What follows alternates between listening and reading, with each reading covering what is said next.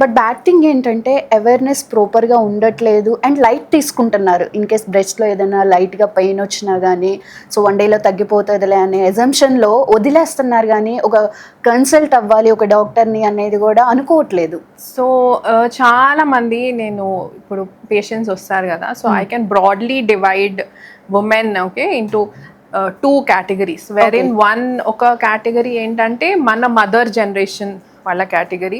వాళ్ళు ఏదైనా కూడా ఏముందిలే తగ్గిపోతుంది, ఏముందిలే ఒక రోజులో మందులు వేసుకుంటే తగ్గిపోతుంది. చాలా మంది I had very recently 60 years old lady ఒక ఆమె వచ్చింది. బ్రెస్ట్ ఒక side is almost double the size of the right side. Okay. And ఎందుకమ్మా ఇన్ని రోజులు చూపించుకోలేదంటే నొప్పి లేదు అందుకని నేను పెద్ద పట్టించుకోలేదు అని అన్నది. తీరా అన్ని డయాగ్నోసిస్ అన్నీ చేసిన తర్వాత finally turned out to be stage 4 cancer. Oh my God.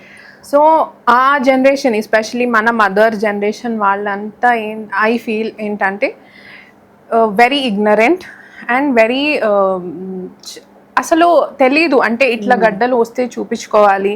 And ఇంకోటి ఏంటంటే మెన్ డాక్టర్స్ దగ్గరికి వాళ్ళకి వెళ్ళాలంటే దే ఫీల్ చాలా షై ఉంటారు. సో దట్ ఈస్ చాలా కామన్ ప్రాబ్లం. సో వాళ్ళకు కూడా తెలుసుకోవాల్సింది ఏంటంటే ఇట్లాంటి గడ్డలు వస్తే ఫస్ట్ కన్సల్ట్ అవ్వాల్సింది డాక్టర్. అండ్ ఇప్పుడు there are many female doctors కూడా ఉన్నారు where they can actually go and show their problems.